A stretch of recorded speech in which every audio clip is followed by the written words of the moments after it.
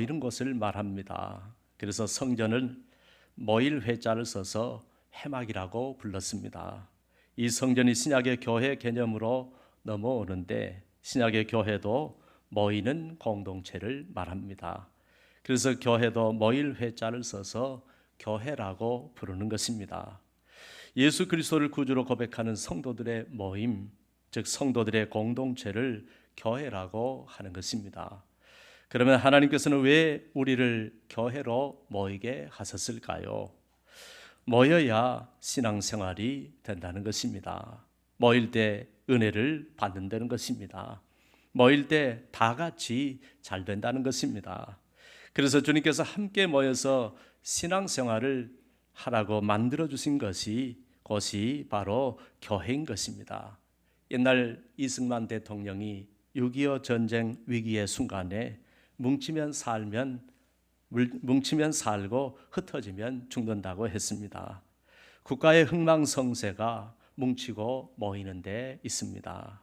신앙생활도 마찬가지로 뭉치면 살고 흩어지면 죽는 것입니다. 그래서 교회가 신앙의 중심이고 믿음의 중심이고 성도의 중심인 것입니다. 교회 안에서 우리가 자라고요. 교회 안에서 건강해지고요. 교회 안에서 성령의 은혜를 받는 것입니다. 우리는 교회에 함께 모여서 찬송하고요. 함께 모여서 기도하고요. 함께 모여서 예배하고요. 함께 모여서 말씀 듣고 밥을 먹고 성령의 불붙은 성도들과 함께 신앙생활을 하는 것입니다. 나는 건강한 성도인가? 나는 건강하게 신앙생활을 하고 있는가? 이걸 알려면 내가 교회 중심으로 신앙생활을 하고 있는가를 보면 압니다. 또 나는 왜 신앙이 더 이상 자라지 않는가? 왜 내 신앙은 더 이상 앞으로 나아가지 못하고 여전히 답보 상태에 머물러 있는가? 이걸 아는 방법은 내가 지금 모이기를 힘쓰고 있는지를 보면 알 수 있습니다. 내가 제대로 성령 충만한 사람인가를 아는 방법도 내가 열심히 교회 모임에 참석하고 있는가, 내가 적극적으로 교회 모임에 참석하는가를 보면 알 수 있습니다. 사랑하는 여러분, 모이는 것이 은혜입니다. 모이는 것이 축복입니다. 그러므로 우리는 모이는 것이 삶이 되어야 합니다. 신앙생활에는 왕도가 없습니다. 다른 길은 없습니다. 열심히 모이는 길밖에 없습니다. 모이기를 힘쓰는 자는 그 영혼이 마르지 않습니다. 누구든지 모이면 살아납니다. 모이면 은혜를 받습니다. 모이면 축복을 받습니다. 모이면 승리합니다. 모이면 믿음이 자라납니다. 모이기를 힘쓰는 자를 하나님이 만나 주시는 것입니다. 그래서 열심히 모이는 사람을 이길 수가 없습니다. 반대로 모이기를 패하게 되면 그때부터 그 영혼이 죽는 것입니다. 그러므로 본문 25절은 모이기를 패하는 어떤 사람들의 습관과 같이 하지 말고 오직 권하여 그날이 가까움을 볼수록 더욱 그리하자고 했습니다.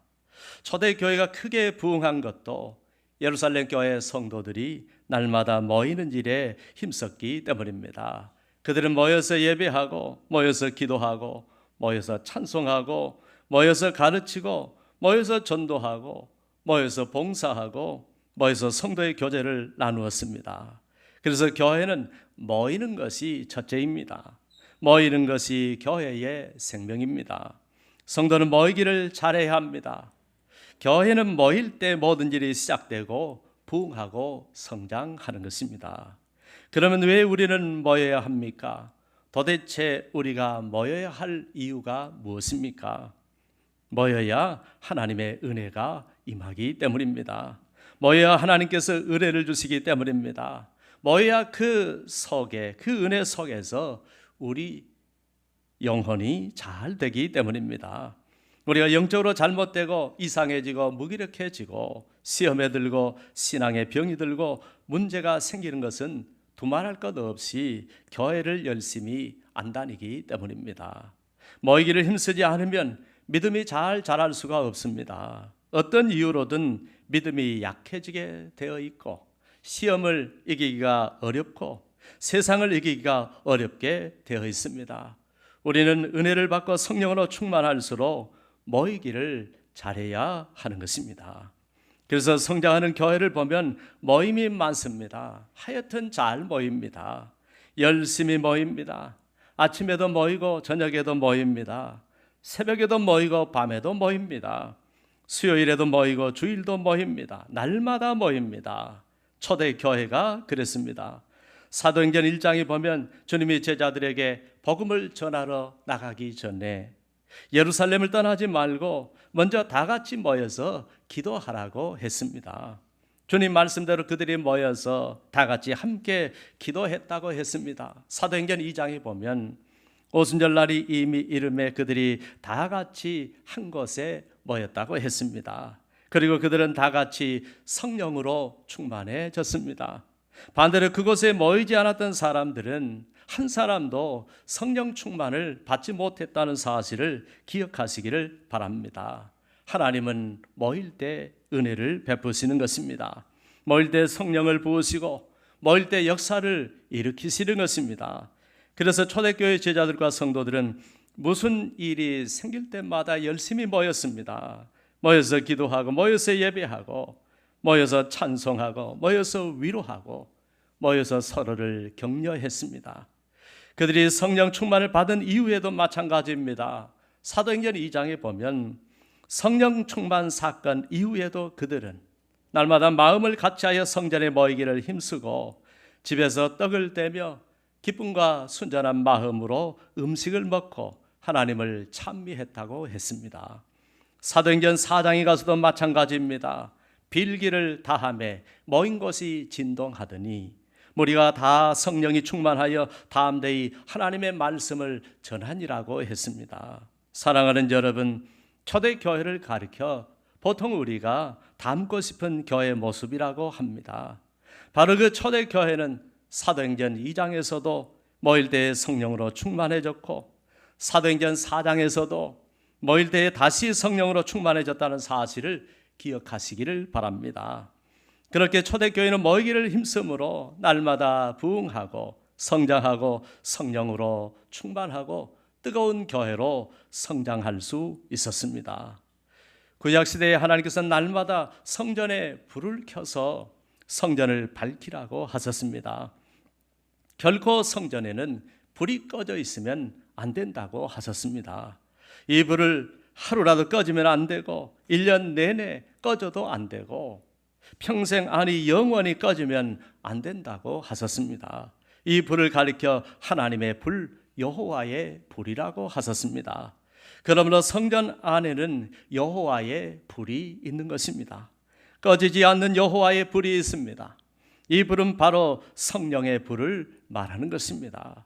꺼지지 않는 성령의 불은 교회 안에 있는 것입니다. 그래서 누구든지 교회에 나오면 성령의 은혜를 받고 성령의 불을 받는 것입니다. 우리는 교회 안에서 뜨거워지는 것입니다. 우리는 이것을 알아야 합니다. 성령의 불은 혼자 받기는 거의 불가능하다는 사실입니다. 교회 바깥에서 받는 것도 거의 불가능하다는 사실입니다. 그러므로 성령의 불이 타고 있는 교회를 항상 가까이 하시기를 바랍니다. 한여름밤에 젊은이들이 모이는 해수욕장이나 야영장에 가보면 모닥불 피워놓고 마주 앉은 청춘 남녀의 사랑이 깊어갑니다. 밤을 지새면서 추운 밤 따뜻한 모닥불을 중심으로 빙 둘러 앉아서 젊음을 나누고 사랑을 나누는 것입니다. 이때 타오르는 모닥불은 장작을 한 곳에 모아둔 불을 말합니다. 그런데 아무리 잘 타던 모닥불도 장작을 하나하나 따로 떼어 놓으면 금방 불이 줄어들고 얼마 못 가서 꺼져버립니다. 그러면 그런 장작에서는 새까만 연기만 피어오를 뿐입니다. 신앙생활은 마치 모닥불과도 같습니다. 아무리 잘 타는 장작 같은 성령 충만한 성도라 할지라도 함께 모여있지 않고 혼자 떨어져서 신앙생활을 하게 되면 금방 신앙의 불이 꺼지고 사그러들고 마는 것입니다. 그러나 아무리 물에 젖어 축축한 희나리 같은 나무라 할지라도 활활 타오르는 뜨거운 모닥불 가운데 집어넣기만 하면 그 나무는 마르면서라도 타는 것입니다. 꺼져가는 나무라 할지라도, 불씨가 약한 나무라 할지라도, 완전히 세상 불에 젖어 있는 희나리 같은 나무라 할지라도 뜨거운 모닥불 한가운데로 넣어두기만 하면 곧 불이 붙고 활활 타오르는 불이 되는 것입니다. 그 불이 어둠을 몰아내고 세상을 밝히는 생명의 불이 되는 것입니다. 사랑하는 여러분, 혹시 여러분은 은혜 받을 때는 열심히 교회 다니셨는데 한 번, 두 번 빠지기 시작하면서 신앙이 식어지고 불이 꺼진, 신앙의 불이 꺼진 성도는 없으십니까? 그래서 지금은 불평, 불만, 재미도 없고 은혜도 없고 내 신앙의 새까만 연기만 타오르는 성도는 없으십니까? 그러나 모닥불처럼 성령의 불로 뜨거운 교회 안으로 들어오기만 하면 누구라도 다시 신앙의 불이 붙게 될 줄로 믿습니다. 그 사람이 새신자이든 믿음의 불이 점점 꺼져가던 성도이든 교회라는 모닥불 속에 들어오기만 하면 다시 믿음의 불이 붙고 살아날 줄로 믿습니다. 그러므로 뜨거운 신앙을 원하십니까? 성령 충만한 성도가 되고 싶습니까? 성령의 불을 받고 싶습니까? 그러면 날마다 마음을 같이하여 열심히 교회로 모이시는 성도들이 되시기를 바랍니다. 그래서 믿음이 좋고 영적으로 뜨거운 성도들은 한결같이 모이기에 힘쓰는 사람들입니다. 여러분, 믿음이 좋다는 분들 중에 모이기를 힘쓰지 않는 분들을 보신 적이 있으십니까? 누구라도 모이지 않고는 믿음이 좋아질 리가 없습니다.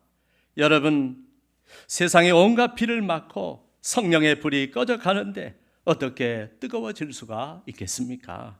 성도의 믿음은 열심히 모이는 것과 정비례하는 것입니다. 모이기를 힘쓸수록 믿음도 함께 좋아지고 모이기를 힘쓸수록 함께 믿음이 성장하는 것입니다. 그래서 모이기를 힘쓰는 교회가 뜨겁고 위로 성장하는 것입니다. 우리 모두 열심히 모이는 성도가 되고 열심히 모이는 교회가 되어야 할 줄로 믿습니다. 제가 예전에 부교육자로 어느 교회를 섬길 때 제가 담당하던 교구 식구들 중에 수원과 안산에 사는 분들이 많이 있었습니다. 그런데 이분들이 일주일을 3, 4일을 서울에 있는 교회로 나오는 것입니다. 어떤 분들은요, 놀라지 마세요.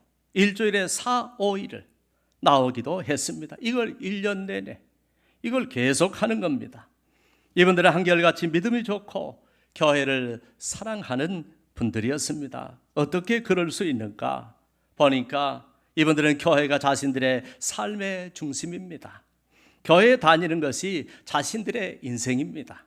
교회에 다니는 것이 기쁨입니다. 교회에 다니는 것이 행복입니다. 그래서 이분들은 날마다 교회에 가는 날을 기다립니다. 도시락도 싸고 오시더라고요. 놀랐어요. 모인다고만 하면 마음이 설렌답니다. 어서 빨리 가고 싶습니다. 그래서 오라고 하기만 하면 열일을 제쳐두고 교회로 달려오는 것입니다. 그분들이 그 교회에서 제일 멀리 사시는 분들이 있었는데 가장 먼저 와서 맨 앞자리에 자리를 잡는 것입니다. 은혜 받으려고 너무나 사모하기에, 너무나 간절하기에 오는 발걸음도 결코 무겁지 않습니다. 권사님들은 나이가 들어서 무릎에 연골이 다 닳아져 없는데도 계단을 9번, 10번 쉬었다 올라오면서도 늘 기대와 흥분에 차 있었습니다. 사랑하는 여러분, 영적으로 건강한 성도는 하나님 중심, 말씀 중심, 교회 중심, 예배 중심으로 살아가는 성도입니다. 이 모든 것들을 갖추고 기다리는 것이 바로 교회인 것입니다. 그래서 교회를 가까이 하는 성도가 가장 믿음이 좋고 가장 행복한 것입니다. 주님의 몸된 교회를 가까이 하시는 복된 성도들이 되시기를 바랍니다. 신앙생활은 혼자는 위험합니다. 성도는 혼자일 때 가장 위험하다는 것을 알아야 합니다. 우리는 영적으로 위험에 처하지 않으려면 모두 함께 모여있는 교회를 가까이 하시기를 바랍니다. 전도서는 말합니다. 두 사람이 함께 누우면 따뜻하거니와 한 사람이면 어찌 따뜻하랴. 한 사람이면 패하겠거니와 두 사람이면 맞설 수 있나니 세 겹줄은 쉽게 끊어지지 아니하느니라고 했습니다.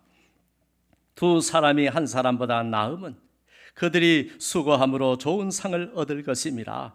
혹시 그들이 넘어지면 하나는 그 동물을 붙들어 일으키려니와 홀로 있어 넘어지고 붙들어 일으킬 자가 없는 자에게는 화가 있으리로다 라고 했습니다.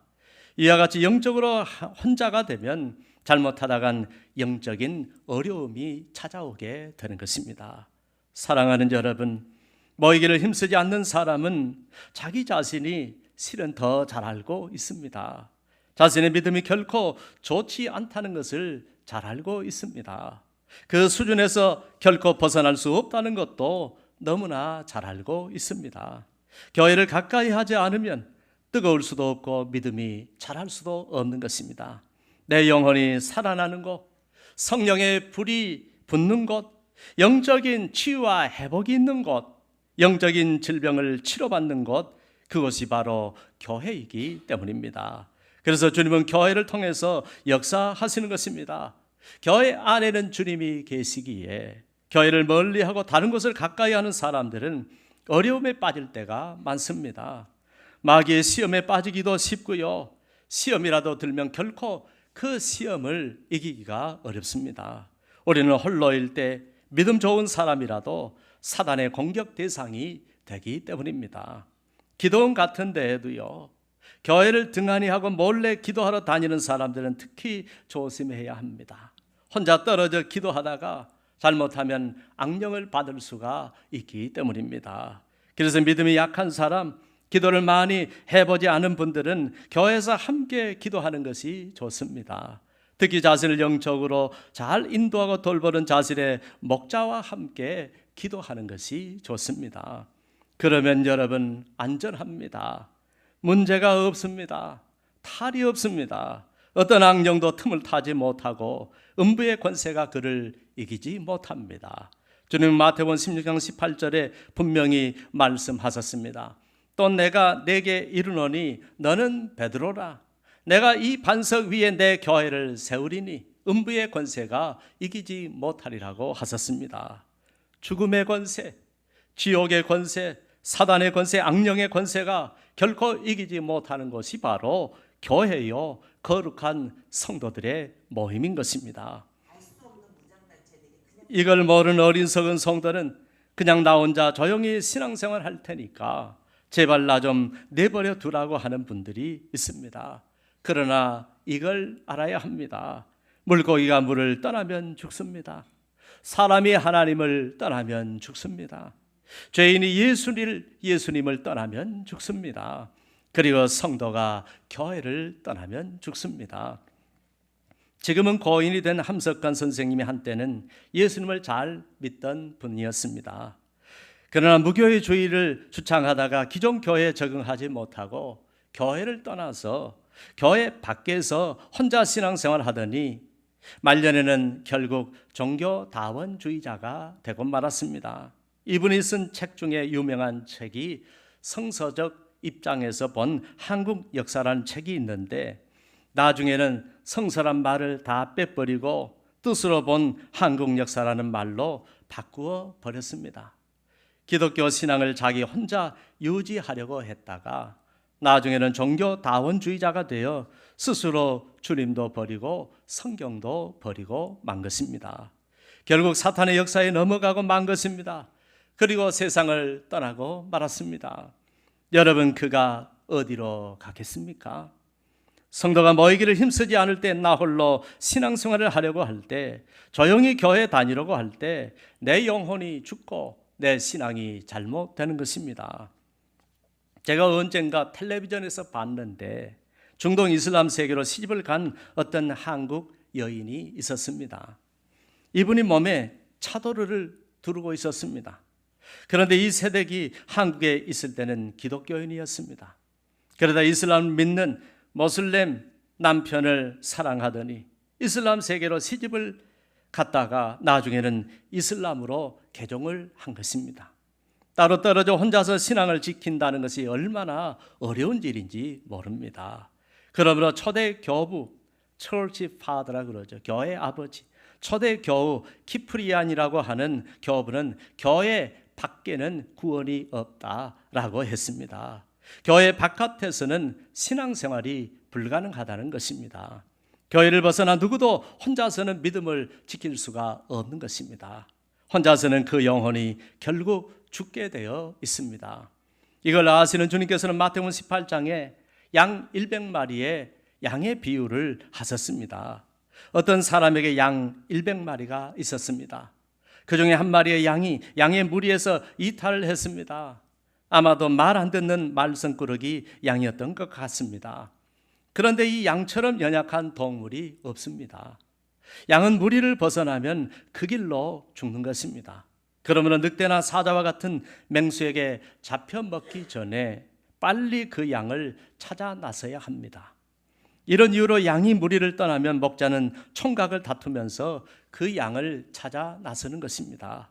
칠흑같이 캄캄한 곳이라도, 험산 출령과 같이 높은 곳이라도 반드시 찾아내야 그 양을 살릴 수가 있습니다.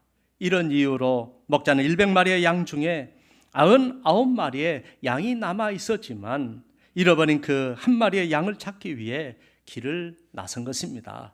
사랑하는 여러분, 양은 영적으로 성도를 뜻합니다. 목자는 주님이시고 양의 무리는 곧 교회를 뜻합니다.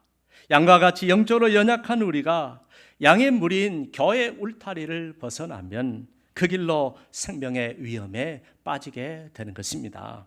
그 양이 빨리 우리 안으로 돌아오지 않으면 순식간에 사단의 밥이 되고 맙니다. 그러므로 영적으로 양과 같이 연약한 우리는 결코 교회를 벗어나면 안 되는 것입니다. 자기 영혼을 지켜주는 목자를 벗어나면 안 되고 자기를 보호해주는 양의 울타리는 교회 공동체를 벗어나면 안 되는 것입니다. 우리는 교회로 모이기를 힘써야 합니다. 만일 이걸 무시하고 교회를 떠나 내 마음대로 혼자 돌아다니다가 사탄의 밥이 되고 맙니다. 사탄은 교회 울타리 밖에서 우는 사자와 같이 항상 삼킬 자를 찾고 있습니다. 날마다 양들이 교회 울타리를 벗어나기만을 기다리고 있습니다. 교회를 멀리하기를 기다리고 교회 모임에 참석하지 않기를 기다리고 있습니다. 그러다 교회를 벗어나면 바로 잡아먹고 맙니다. 에스겔 34장 5절에 보면 목자가 없으므로 그것들이 흩어져서 모든 들짐승들의 밥이 되었도다라고 했습니다. 그래서 사탄은 성도들이 모이는 것을 그렇게 싫어합니다. 할 수만 있으면 사탄은 우리를 분열하게 합니다. 할 수만 있으면 흩어버립니다. 그리고 흩어지면 그때 삼켜버리는 것입니다. 그러므로 모이기를 피하는 것은 마귀가 가장 기뻐하는 일임을 알아야 합니다. 반대로 하나님은 모이는 것을 가장 기뻐하십니다. 성령님은 언제나 모이게 하시고요, 주 안에서 우리를 늘 하나가 되게 하십니다. 그러므로 성도는 모이기를 패하면 안 되는 것입니다. 항상 양은 교회 안에 있을 때 가장 안전한 것입니다. 목자의 돌봄을 받는 것입니다. 울타리의 보호를 받는 것입니다. 결코 혼자의 힘으로는 음부의 권세를 이길 수가 없기 때문에 주님은 우리에게 교회 공동체를 주신 것입니다. 혼자는 정말 위험하기에 주님은 두세 사람이라도 주님의 이름으로 모이기를 원하셨습니다. 그래서 두세 사람이 내 이름으로 모인 곳에는 나도 그들 중에 있느니라고 하셨습니다. 그리고 하나님의 나라는 오직 너희들 가운데 있다고 하셨습니다. 너희 안에 있다는 말을 영어 성경에 보면 among you라고 했습니다. among you라는 말은 세 사람 이상 사이에 서로라는 말입니다.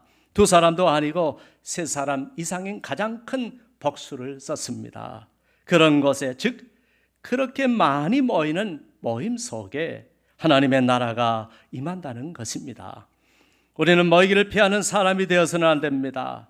모이기를 피하는 사람들과 함께 해서도 안 됩니다. 사랑하는 여러분, 주님께서는 이 세상의 끝이 다가올수록 주님 오실 때가 가까이 올수록 모이기를 힘쓰지 않는다고 하셨습니다. 세상 갈수록 우리들이 모이는 것을 어렵게 만든다고 하셨습니다.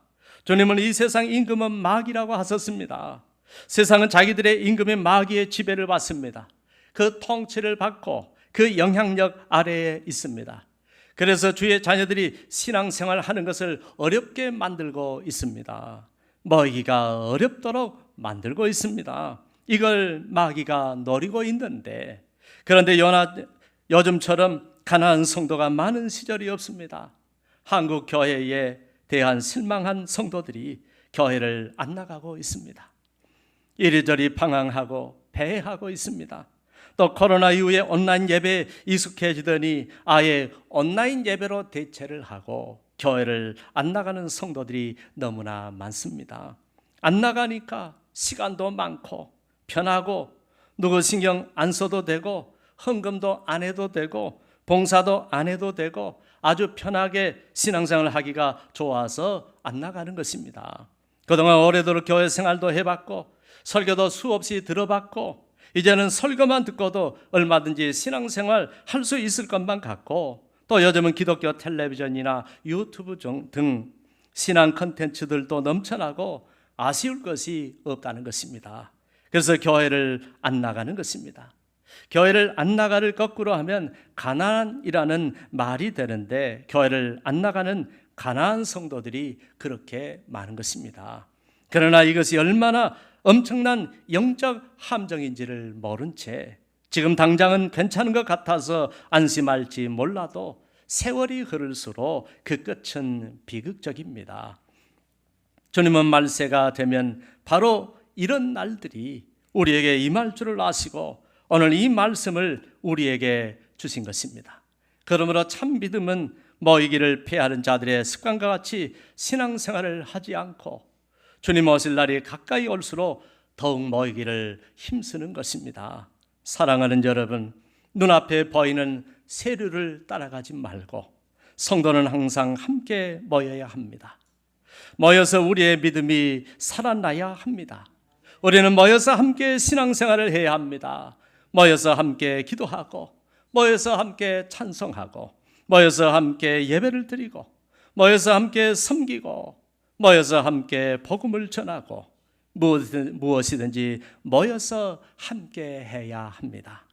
이것이 이 세상을 이기고 마귀를 이기고 음부의 권세를 이기고 시험과 유혹을 이기고 모든 것을 이기는 영적 비결인 것입니다. 오늘도 주님은 함께하는 것을 축복하십니다. 함께하는 것에 은혜를 부어주십니다. 함께하는 것에 임재하십니다. 주님의 몸된 교회를 축복하시고 교회를 통해서 모든 신앙생활, 모든 구원의 역사를 이루어 나가시는 것입니다. 그러면 우리는 주님의 마음을 알고 주일 낮에도 모이고 오후에도 모이고 금요일에도 모이고 새벽에도 모이고 목장에서도 모이고 또 모이시기를 바랍니다.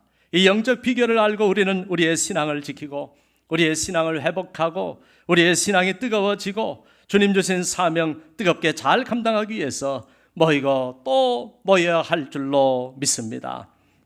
모이기를 피하는 어떤 사람들의 습관과 같이 하지 말고 오직 권하여 그날이 가까움을 볼수록 그리 하자고 말씀하시는 하나님의 말씀을 기억하면서 이 세상 떠날 때까지 항상 모이기를 항상 힘쓰는 주의 성도들이 되시기를 주의 이름으로 축원합니다.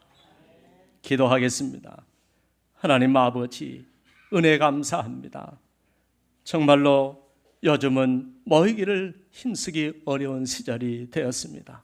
사람들은 모이지 않는 일에 익숙해졌습니다. 코로나를 겪으면서 또 한국 교회에 실망을 하면서 교회에서 받은 상처 때문에 하나님 아버지, 교회를 등한히 하고 교회를 멀리하고 모이는 것을 두려워하고 모이는 것을 멀리하는 자들이 너무나 많습니다.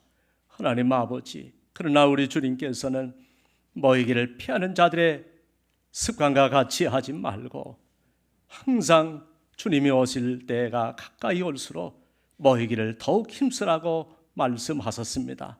우리는 이 주님의 귀한 말씀을 가슴에 새기고 평생 우리 주님의 몸된 교회를 떠나지 않게 하여 주옵소서. 모든 은혜가 교회에 있고 교회에서 출발하고 교회를 통해서 베푸시는 주님의 마음을 알고 항상 교회 모임에 가까이 하는 우리 모두가 되게 하여 주옵소서. 예수님의 이름으로 기도합니다. 아멘. 다 같이 일어나서서